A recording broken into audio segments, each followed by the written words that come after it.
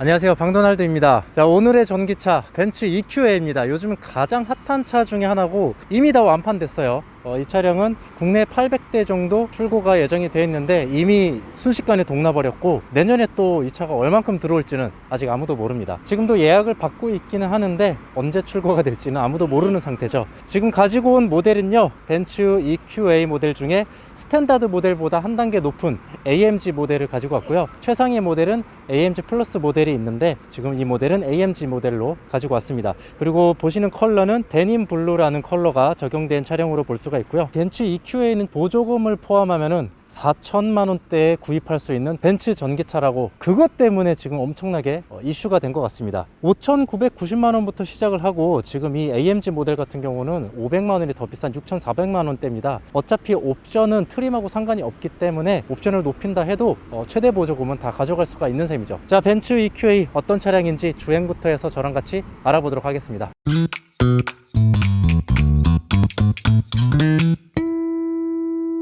자, 먼저 외관 익스테리어 디자인 간단하게 좀 살펴보고 들어가도록 하겠습니다. 이 차량이 몇몇 분들은 독일산 코나라고도 하시는 분들이 계시더라고요. 차체 크기가 소형 SUV 느낌이다 보니까 그냥 독일산 코나 이런 느낌도 있는데, 사실 이 차량을 제가 봤을 때는 GLA 플랫폼을 그대로 갖다 쓰고 있잖아요. 그렇기 때문에 제가 봤을 때는 그냥 EQ 시리즈를 달고 나오긴 했지만 벤츠 GLA의 전동화 모델이 아닌가라는 생각이 들 정도의 그런 비슷한 모습을 보이고 있습니다. 일단 전기차이기 때문에 그릴을 틀어 막은 거는 전기차의 공통적인 부분이고, 요즘에 전기차는 굉장히 미래지향적인 그런 플랫폼이잖아요. 조명들도 굉장히 굵은 게 아니라 얇은 선, 얇은 굴곡, 얇은 네모, 이런 것들이 지금의 전기차는 미래차 같다라고 하는 대부분의 라인들은 그런 식으로 나오고 있어요. 이 차도 마찬가지로 여기서부터 굉장히 LED 라인이 굵기가 굉장히 얇습니다. 이렇게 들어가서 가운데도 쭉 이어지고 반대편에도 동일하게 꺾이고, 그리고 여기는 이제 램프가 LED가 들어가는 건 아니지만 어쨌든 이런 램프의 일성과 일맥상통하게 통일성을 보여주게끔 얇은 크롬 라인으로도 양쪽에 들어간 걸 볼 수가 있죠. 자, 그리고 위쪽에는 크램쉘 타입이 아니라 이렇게 파팅 라인이 들어가 있는 걸 볼 수가 있습니다. 제가 보기에는 좀 더 깔끔한 거는 이런 파팅 라인 구분하지 않고 보닛 전체를 덮어서 열고 닫는 그런 크램쉘 타입이 저는 더 깔끔하게 보이는데, 오히려 이런 부분이 이렇게 파팅 라인을 나눠 놓으면은 정말 정교하게 단차 1도 없이 잘 그어 놓으면은 깔끔해 보일 수 있어요. 하지만 이런 부분이 이게 단차가 많이 나오는 좀 안 좋은 부분이거든요. 벤츠가 과연 이런 부분을 칠 리가 없죠. 이 부분은 깔끔하게 마무리가 되어 있기 때문에 굉장히 보기 좋은 본넷 후드 라인을 볼 수 있습니다. 자, 측면부로 보시면은 굵직한 어떤 캐릭터 라인 이런 거는 없습니다. 그냥 살짝의 휀더 볼륨감만 여기서 뽑아 나와서 그 볼륨감 그대로 그냥 두리뭉실하게 뒷펜더까지 이어지는 라인을 볼 수가 있고, 여기 밑쪽에 보시면은 여기 약간 라인이 형성된 거 볼 수가 있습니다. 빛이 위 떨어지면은 이 부분에 그림자가 되기 때문에 약간의 여기 굴곡성으로 좀 밑부분이 섀도우 처리가 돼서 차가 조금 밑으로 가면서 얄쌍하게 보이는 그런 라인은 가지고 있습니다. 타이어는 브리지스톤의 18인치 타이어가 적용이 되어 있고, 그리고 EQA는 전륜 구동 모델입니다. 후륜 구동이 아니고, 그래서 전륜에는 서스펜션이 맥퍼슨 스트럿, 그리고 후륜에 멀티링크가 들어가 있는 구성으로 탑재가 됐습니다. 근데 GLA랑 비슷한 라인을 그대로 가지고 있기 때문에 이 루프 라인도 거의 동일하고, 그리고 이 전고도 1625 정도로 낮은 편입니다. 1600 후반대가 아니면은 이 차 안에서 저같이 차박을 좋아하시는 분들에게는 불편함이 올 수밖에 없는 그런 전고라고 보실 수가 있습니다. 충전구 굉장히 크게 들어가 있죠. 와, 이 충전구가 이렇게 크게 들어가 굉장히 큽니다. 열어서 보면은 아주 그냥 잘 막혀져 있어요. 요걸 제껴서 이렇게 제껴서 하나씩 열도록. 자동은 아니지만 그래도 이게 막 대부분 지금 EV6도 이런 것도 보면은 급속 충전을 위해서는 밑에 거를 손으로 이렇게 좀 뜯어서 빼야 되거든요. 그런 부분이 그나마 이 차량은 편하게 구성이 되어 있습니다. 처음 전기차 사시는 분들에게도 여기에 물이 들어가거나 비 올 때 또 충전할 때 비 들어가면 어떡하지? 여는 순간 그런 데도 조금 안정이 될 수 있게 그렇게 구성이 된 걸 볼 수 있습니다. 전면부와 마찬가지로 후면부 이 램프 디자인도 동일합니다. 굉장히 가느다랗고 얄쌍한 램프로 이렇게 마련이 되어 있고, 또 여기서부터 또 직선으로 쫙 이어지는 이런 미래지향적인 이런 램프 라인도 그나마 GLA랑 차별성을 보이는 그런 부분이라고 볼 수가 있습니다. 그리고 SUV이기 때문에 당연히 이 편리한 후면 와이퍼도 적용이 되어 있고, 트렁크는 벤츠 마크를 누르면은 자동으로 전동으로 다행히 들어가 있습니다. 닫을 때도 이걸 누르면 되는데, 지금 보면은 공간이 독일산 코나라고 불리는 이유가 저는 여기서는 이해가 갑니다. 정말 제가 탔던 코나 전기차랑 똑같습니다. 확실히 리터 수가 똑같지는 않겠지만 눈으로 보는 용량은 정말 똑같습니다. 요런 이제 이 덮개 모양까지도 똑같아서 이 정말 실을 수 있는 공간이 한정적이라는 거, 그리고 안쪽에 이걸 열어도 뭐 그다지 효율성은 없어 보이죠. 짐 실는 게 많이 필요하신 분들에게는 불편함이 따라올 수밖에 없는 그런 소형 전기차라고 보시면 될 것 같습니다. 그래도 이렇게 전동으로 테일게이트가 열리고 닫히는 거는 좋은 것 같아요.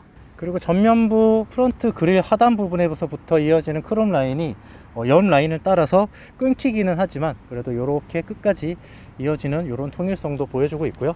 그래서 이 차량이 뭐 엔트리 모델, 소형 SUV 전기차 모델이라고 해서 다른 그 다음 급들에 비해서 작을 뿐이지 이 차 자체만 놓고 봤을 때 그렇게 작은 차는 아닙니다. 혼자서 두 명에서 타고 다니는 그런 SUV를 찾으실 때는 전혀 불편함 없이 탈 수 있는 그런 크기의 소형 SUV라고 보시면 될 것 같아요. 안으로 들어가 보실게요. 문 일단 문 묵직합니다. 열고 닫는 소리도 굉장히 마음에 들어요. 합격! 벤츠는 이 정도 돼야죠. 자, 안쪽에 타면은 일단 공간은 아무래도 작은 차급이다 보니까 뭔가 이렇게 널찍하거나 그런 느낌은 없고요. 딱 약간 가로막히는 콕핏스러운 그런 느낌이 들긴 합니다. 자, 실내에 딱 들어오면은 벤츠구나 라는 게 한 번에 느낄 수가 있습니다. 일단 이 벤츠에서 나오는 전기차 라인이 이 EQ 라인이잖아요. 이 EQ 라인의 디자인 언어가 프로그레시브 럭셔리, 요 디자인 철학을 가지고 있는데, 이런 엔트리급에서도 벤츠만의 특유의 고급스러움, 그런 럭셔리함을 놓치지 않은 그런 실내를 보실 수가 있습니다. 엔트리급이라고 해서 요런 대시보드에 우레탄이 들어간다 그런 거 아니죠. 지금 가죽에 레드 스티치로 아주 럭셔리하게 들어간 걸 볼 수가 있습니다. 그리고 이쪽에는 앰비언트 라이트도 빠짐없이 빼곡히 채워져 있고, 이 넓은 부분에 앰비언트 들어가는 거 굉장히 예쁘더라고요. 그래서 여기 보이시는 요런 라인들도 앰비언트 라이트가 빠짐없이 아주 럭셔리하게 잘 들어가 있습니다. 이쪽 도어 트림에서도 보시면은 가죽, 그리고 스웨이드, 알칸타라 재질이에요. 그리고 여기 스웨이드에도 이렇게 스티치 라인 그대로 들어가고요. 밑에 하단 부분은 플라스틱입니다. 이게 이제 조금 고급차가 좋은 부분이, 사실 문 열고 내릴 때 여기에 발이 많이 부딪히거든요. 여기 스피커 부분이거나 이런 부분. 그래서 이런 부분에 조금 윗단계로 올라가면은 이 부분이 이제 뭐 우레탄이나 이런 걸로 감싸져 있기 때문에 킥 보호에도 조금 보호가 되는 게 있는데, 이런 플라스틱 부분은 아무래도 엔트리 모델의 상징인 것 같습니다. 이 부분도 조금 벤츠니까 좀만 더 감싸주면 어땠을까라는 아쉬움이 있네요. 그리고 이 부분은 다 플라스틱입니다. 요것도 플라스틱, 요것도 플라스틱, 그리고 센터도 보시면 여기도 플라스틱이긴 한데 알루미늄처럼 정말 눈으로 보면 리얼 알루미늄이에요. 그런 부분은 굉장히 플라스틱도 벤츠가 만들면 이런 식으로 고급화 시킬 수 있다는 거를 저는 지금 앉아서 마구 느끼고 있습니다. 메모리 시트 3개까지 되고 열선 시트는 들어가 있습니다. 여기는 아마 통풍 시트가 들어갈 자리겠죠. 통풍 시트는 플러스 모델에만 들어가 있고, 버튼 구성도 이렇게 되어 있고, 트렁크 여는 버튼, 핸들 왼쪽에는 이렇게 크루즈 컨트롤 할 수 있는 그런 기능이 들어가 있고요. 차간거리 및 키로수 조절, 그리고 요거는 리셋, 캔슬, 이제 리미트 몇 킬로 정도 할 건지. 오른쪽에는 미디어 버튼입니다. 뭐 즐겨찾기도 할 수 있고 음성인식도 할 수 있고 이런 것들이 준비가 되어 있네요. 디스플레이는 10.25인치 두 개가 쌍방향으로 이렇게 들어가 있고, 곡선은 아닙니다. 그냥 직선. 다 좋은데 방향지시등 소리가 이게 너무 깨네. 벤츠에서 이런 소리가 나다니. 중앙에는 이런 파킹 카메라, 즐겨찾기 버튼, 요거는 주행 모드입니다. 다이나믹, 주행하는 뭐 에코, 스포츠, 컴포트 이런 거고요. 요거는 이제 차량 옵션 선택하는 거, 여기서 옵션을 누르면은 메인 화면에 옵션이 바로 이렇게 뜹니다.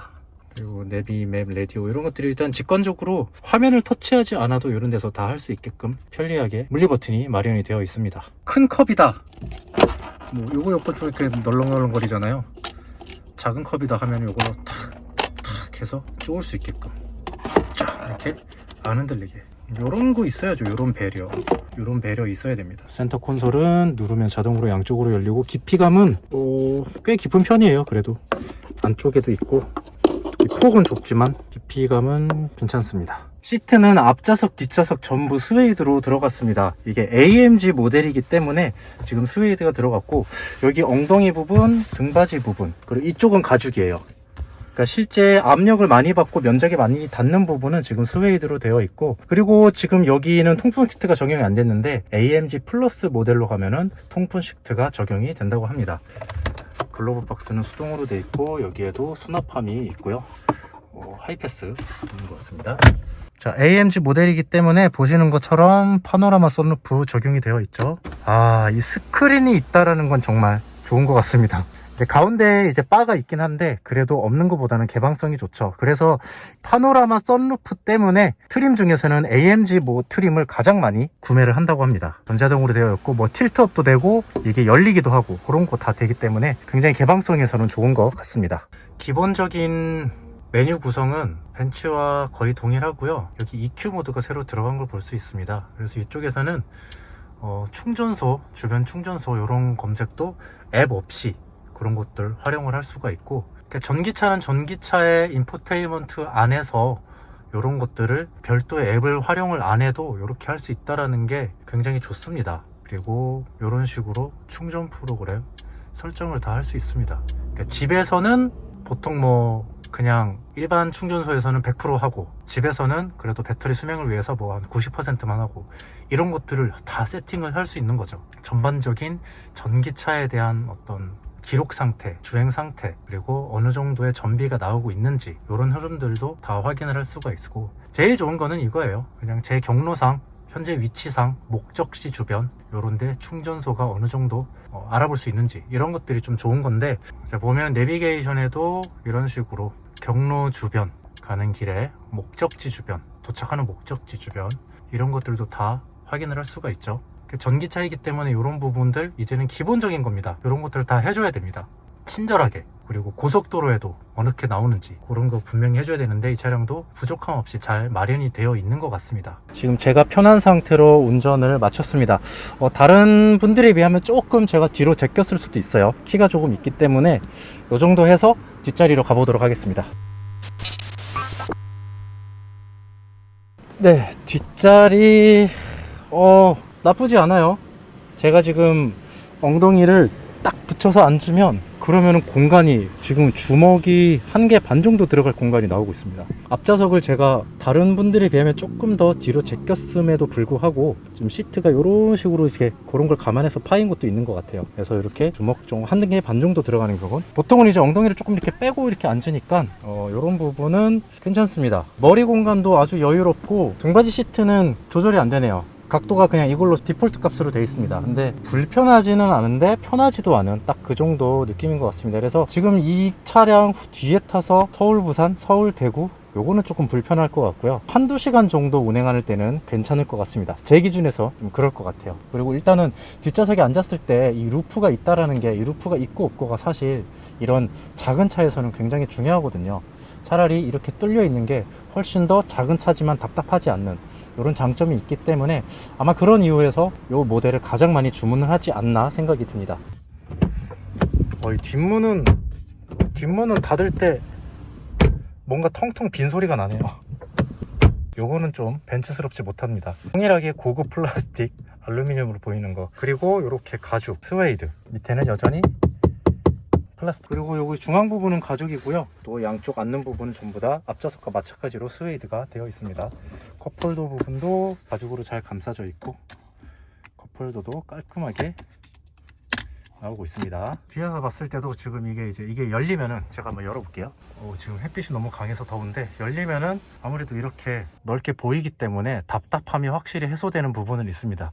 답답함이 해소되긴 한데, 요게 또 요거 그냥 빡 쳐갖고 없애보고 싶은, 여기 탁 잘라서, 여기를 탁 잘라서 뭔가 드러내고 싶은 그런 좀 욕구가 들긴 하네요. 2열 송풍구 있고, 여기 수납함도 있고, 밑에는 USB-C 타입의 충전잭도 제공이 되고 있습니다. 옷걸이 거는 것도 있고, 여기 조명도 당연히 디졸브로 스르륵 디졸브로 들어오는 감성도 놓치지 않았습니다. 내연기관 플랫폼을 그대로 갖다 쓰다 보니까 이런 센터 터널은 그대로 있게 되고, 발이 발 공간이 아무래도 좁죠. 아무래도 이게 전용 플랫폼이 아니기 때문에 이 시트 발 공간이 좀 좁습니다. 답답합니다. 그래도 안 들어가는 코나 전기차 타던 제 입장에서는 좋은 거죠. 이게 최악을 경험하면 뭐든지 다 좋게 보여요. 트렁크도 보시면 이렇게 부드러운 부직포 재질로 다 되어 있습니다. 여기 폴딩되는 뒷부분, 의자 뒷부분도 그렇고 여기 윗부분만 플라스틱으로 되어 있죠. 이 부분이 가장 중요한 게 뭐냐면, 여기 시거잭도 있는 것 같습니다. 네, 시거잭도 있네요.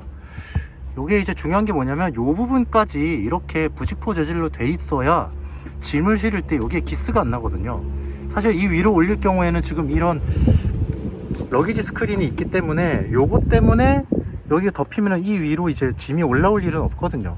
짐을 더 많이 싣게 되면은 요거를 제거를 하고 여기다 이제 올리면 이제 조금 뭐 기스가 날 수도 있지만, 요 부분 커트라인으로는 이렇게 부직포로 해줘야 사실 짐 싣고 할 때 부담 없이 할 수 있습니다. 뭐 기스 나는 거 아무 상관없는 사람한테는 괜찮지만, 솔직히 자기 차에 짐 실을 때도 조금 기스가 안 났으면 좋겠다라는 마음은 모든 오너들의 마음은 똑같을 것 같거든요. 저 또한 그렇고. 그래서 제가 현대 기아차 마음에 안 드는 게, 요즘에 차가 많이 커지고 좀 좋아지고 이제 엔트리 등급도 굉장히 많이 좋아지고 있는데, 요 부분은 항상 등급을 나누더라고요. 이거 언제적 고리타분한 그런 기준인지 모르겠는데, 좀 비싼 차, 뭐 그랜저급 가면 뭐 요 정도 해주고, 그 밑에는 아무리 소나타가 좋아지고 아무리 투싼이 좋아져도 요 부분은 다 그냥 플라스틱으로 하고, 굉장히 마음에 안 듭니다. 고리타분한 그런 기준은 이제 많이 없어져야 될 것 같아요. 폴딩은 여기서 뒤에서 따로 할 수는 없네요.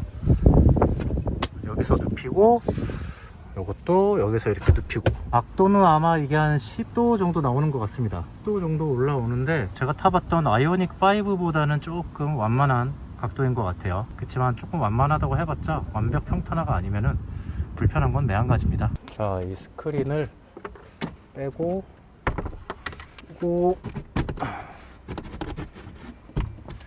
네, 이렇게 잠깐 빼고요. 한번 누워 보겠습니다. 참고로 제 키는 184cm입니다. 일단은 헤드레스트에 머리를 갖다 댔을 땐 종아리에서 잘려버리는, 이대로 이제 닫으면은 종아리 절단돼서 못 걷게 되겠죠. 그렇다고 하면 다리가 잘리지 않기 위해서 최대한 올라가 보면, 제가 지금 어디에 머리가 있냐면요, 중앙 팔 거치대, 센터 콘솔 팔 거치대에 머리가 있습니다. 네, 이렇게 되면 이제 앞뒤 의자를 최대한 앞으로 당겨도 저는 여기서 잘 수가 없다라는 거겠죠. 이 정도 차박은 무리겠네요. 제가 코나 전기차에서 썼던 차박 확장 텐트를 사용해야만 차량에서는 차박이 가능할 것 같습니다. 그리고 이 각도는 그렇게까지 막 하루 정도 자기는 괜찮을 것 같아요. 여기 이제 에어매트만 깔아주면은 하루 정도 자는 건 괜찮을 것 같고, 전고는 이 정도면 머리가 이제 닿긴 하지만 하루 정도는 괜찮을 것 같습니다. 네, 이렇게 지금 벤츠 EQA의 내장 외장 디자인과 자세히 조금 공간성을 좀 확인해 봤고요. 이 차량의 주행 감각 저도 궁금합니다. 같이 한번 타보면서 이제 주행에 대해서 한번 얘기해 보도록 하겠습니다.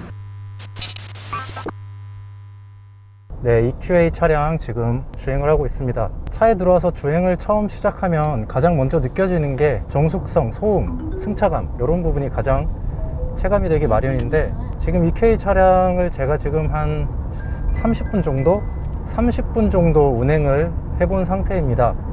그래서 어느 정도의 승차감이라든지 정숙성이라든지 이런 것들을 지금 체감을 해 봤는데, 제가 며칠 전에 탔던 EV6 차량과 아무래도 제 몸에서 비교가 되는 부분이 있어서, 차량 등급 자체가 엔트리 모델이긴 하지만 다른 시승기와 마찬가지로 역시 벤츠는 벤츠다라는 어떤 그런 정숙성이라든지 소음 억제, NVH에 대해서는 굉장히 신경을 쓴 부분이 많이 느껴지고 있습니다. 전기차는 전기차만의 특유의 소리들이 있거든요. 일단 모터가 내는 고주파 소리가 있고요. 그리고 회생제동 때 나는 회생제동 특유의 이거는 소음이라고 하긴 좀 그런데, 누군가에게는 소음이 될 수 있습니다. 그래서 요즘에 나오는 전기차들은 이런 회생제동 소리조차도 억제시키려고 하는 노력들이 많이 보이고 있습니다. 지금 이 차량에서는 제가 지금까지 탔던 전기차 중에서는 모터 소리라든지 회생제동 소리, 이런 부분들이 억제가 된 거 플러스 동일한 사운드를 보여주고 있습니다. 이게 무슨 말이냐면, 회생제동은 회생제동 나름대로의 소리가 있고, 모터는 모터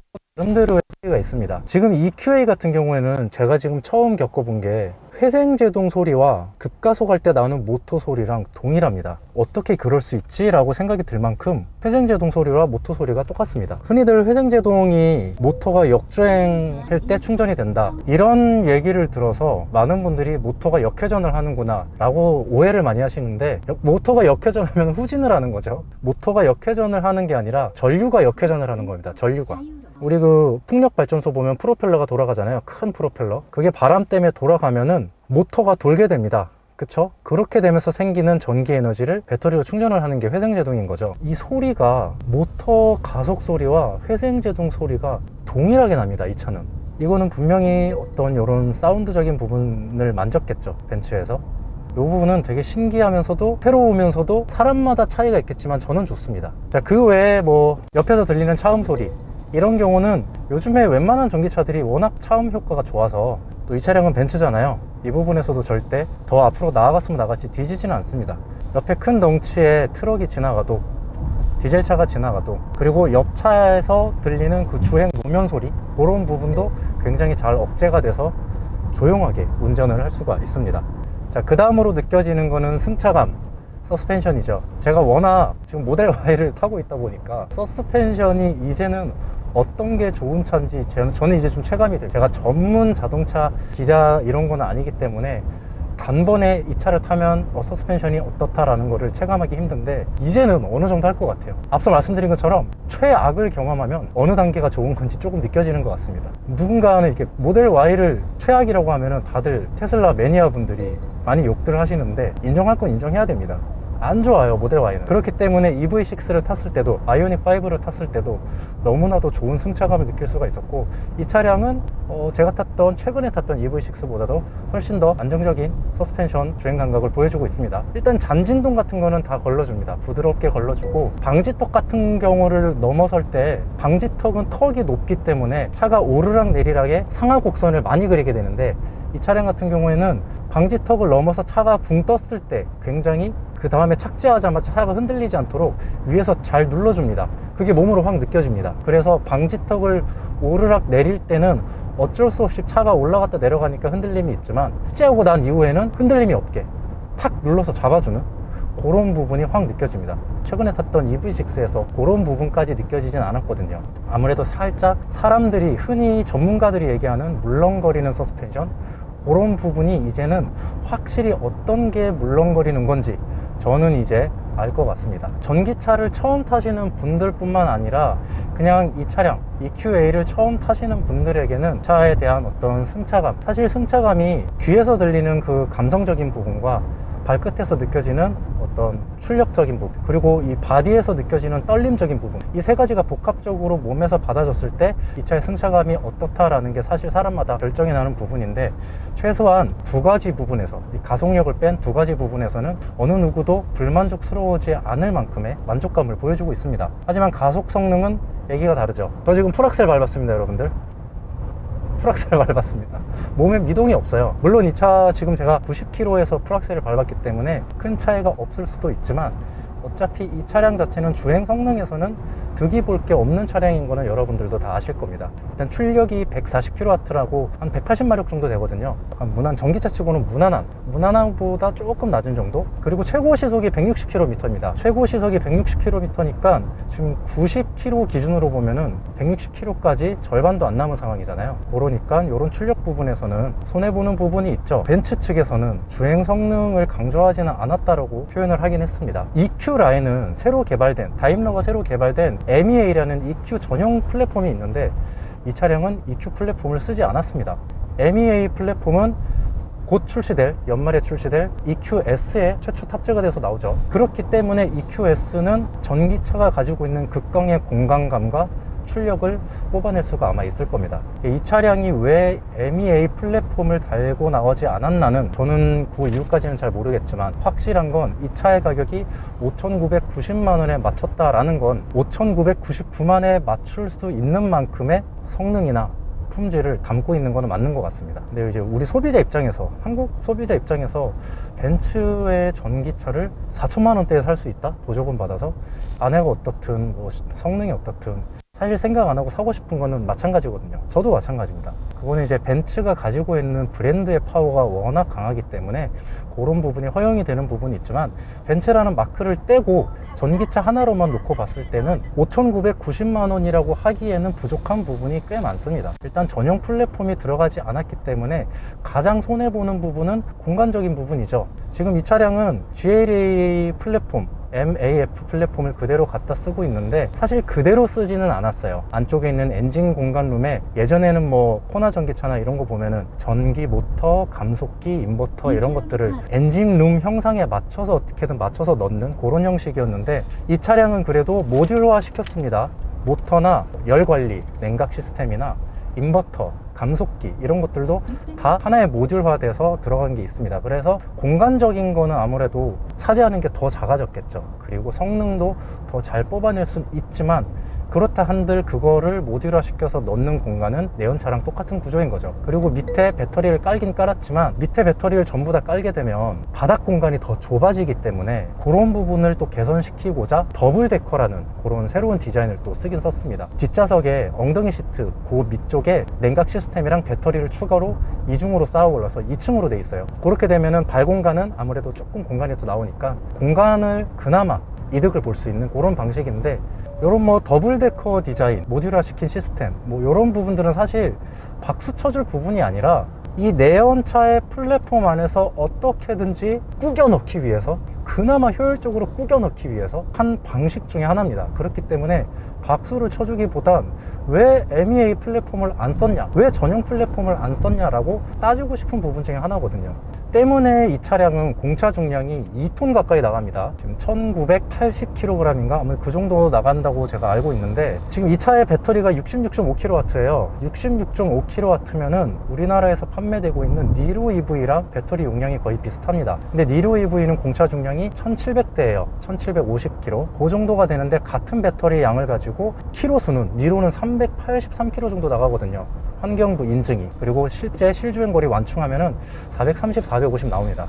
이 차량도 물론 환경부 인증은 302km를 받았지만 완충을 하면 400 가까이 나올 겁니다. 제가 완충을 하진 않았는데, 제가 아까 이 차량을 처음 받았을 때 100%가 아니었는데도 380km가 찍혀 있었거든요. 겨울 연비, 혹한 연비에서 좀 많이 손해를 많이 봤더라고요. 차량에도 분명히 히트 펌프가 장착이 되어 있는데도 그런 부분에서 손해를 많이 봤습니다. 그래서 니로 EV와 동일한 배터리 용량을 가지고 니로 EV만큼 출력을 뽑아내지도 못하고 니로 EV만큼 주행거리 확보도 하지 못한 그런 전기차라고 볼 수 있습니다. 일단 공차 중량이 높아진 거는 전용 플랫폼을 안 썼기 때문에 가장 큰 이유가 될 수 있죠. 그리고 아무래도 이 차량은 프리미엄, 럭셔리 브랜드이기 때문에 안에 내장재도 보시면 아시겠지만 그런 싸구려 가벼운 플라스틱으로 도배된 차가 아니잖아요. 그런 부분에서도 무게적인 손해가 오고, 그리고 전용 플랫폼을 쓰지 않았기 때문에 공기 저항 계수에서도 손해를 볼 수밖에 없습니다. 이런 거 저런 거를 다 따져봤을 때는 시대적으로 조금 뒤처진 전기차라고 볼 수 있어요. 그렇기 때문에 전기차 5,990만 원을 놓고 보면은 가격이 좀 비싸게 느껴질 수도 있습니다. 저는 그렇게 느껴집니다. 하지만 이거는 벤츠의 전기차다라고 수식어를 붙이는 순간 용서가 되는 가격이 발생을 하는 거죠. 그래서 저같이 전기차만 계속 타오던 분들에게는 아마 아쉬움이 조금 있을 수도 있습니다. 그렇지만 눈에 보이는 그런 안락함이라든지 편리함이라든지 오감을 만족시키는 이런 부분에서는 더할 나위 없이 만족감을 주는, 저에게는 그런 차인 것 같습니다. 마지막으로 사운드와 자율주행에 대해서 간략히 좀 얘기를 드리자면, 자율주행 같은 부분은 우리가 흔히 알고 있는 현대자동차의 HDA와 수준이 비슷한 것 같습니다. 차가 인식하는 범위나 인식하는 기술력은 비슷한 것 같은데, 그거를 즉각 반응해내는 이 차량의 액션, 차선을 넘어갈 때 이런 액션을 보여준다, 진동을 준다, 속도를 줄여준다, 안쪽으로 강하게 넣어준다, 이런 이제 액션을 취하는 거는 조금 더 과감하게 해주는 것 같습니다. 잡아주는, 그래서 조금 더 경각심을 불러일으켜주는 것 같아요, 운전자에게.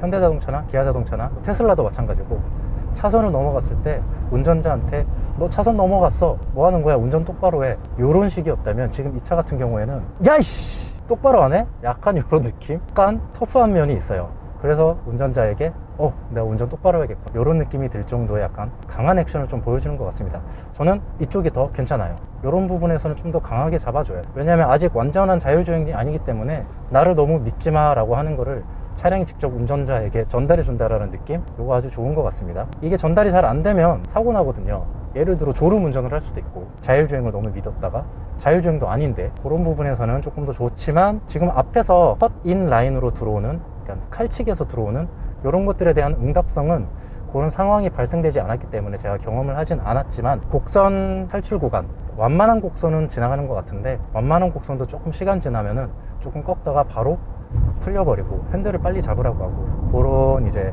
느낌을 보여주고 있습니다. 사운드는 지금 이 차량은 시승차이기 때문에 탑재되어 있는 옵션이 실제 판매되는 차량과는 조금 상이할 수가 있습니다. 지금 이 차량은 AMG, 그냥 이제 스탠다드에서 한 단계 높은 AMG 모델인데, 원래는 AMG 모델에 부메스터 사운드 시스템이 탑재가 되지 않았습니다. 옵션이 최상급 플러스로 가야 있는데, 이 차량에는 13개 스피커에 부메스터 사운드가 탑재가 되어 있습니다. 저작권 때문에 노래를 틀진 못하지만, 아까 운행할 때 제가 혼자 좀 노래를 들어봤거든요. 사운드는 뭐 요즘에 제가 또 사운드 예민하거든요. 좋습니다. 사운드 시스템을 보면 사운드 포커스 조절도 그대로 다 하실 수가 있고, 이퀄라이저도 지원이 다 되고 있습니다.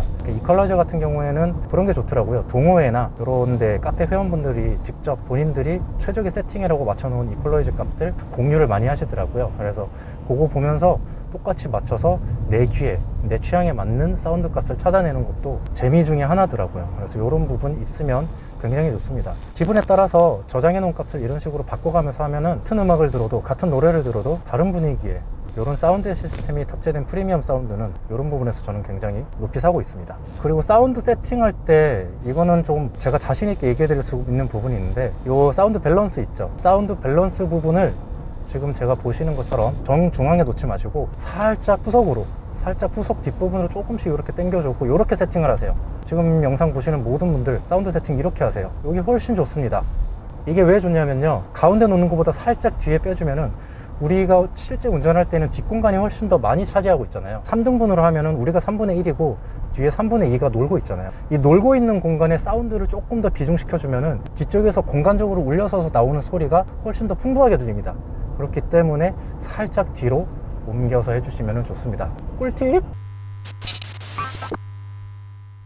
아주 뜻깊은 주행이었습니다. 장점과 아쉬운 부분이 공존하는 그런 주행이었는데, 저도 사실 차량을 탈 때 막 쏘고 다니거나 주행감을 막 다이나믹하게 하거나, 저는 그런 스타일이 아니거든요. 약간 좀 스무스하게 옆에 탄 사람, 뒤에 탄 사람이 불안감을 안 느끼게 그렇게 주행하는 게 저의 약간 스타일인데, 저 같은 그런 식으로 그냥 일상주행, 고속도로도 그냥 그렇게 평범하게 그렇게 주행하시기에는 전혀 부족함이 없는 그런 차라고 볼 수 있습니다. 그리고 벤츠만의 감성과 럭셔리함과 그런 부분들도 잘 묻어나 있으니까, 제 생각에는 주행거리가 최대 약점이긴 하죠. 그러니까 100% 충전해도 400 이상이 나오지 않는다라는 거는 사실 많이 아쉬운 부분입니다. 그래서 이 차량은 절대 메인카로 하기에는 굉장히 부족한 부분이 많은 차고요. 세컨카, 장거리를 가지 않는 차, 한두 시간 내 3시간 이상 가지 않는 그런 범위 내에서 활동을 하는 패턴을 가진 분들에게는 벤츠 EQA의 전기차도 굉장히 추천할 수 있을 만한 하나의 전기차라고 꼽을 수 있겠습니다. 강도날드였습니다. 구독과 좋아요 부탁드리고요. 이 차량 가지고 차박은 할 수 없지만 차크닉 정도는 얼마든지 즐길 수 있을 것 같다라는 생각에 차크닉도 한번 해볼 생각입니다. 차크닉 영상 EQA 기대해 주시고요. 다음 영상에서 뵙겠습니다. 감사합니다.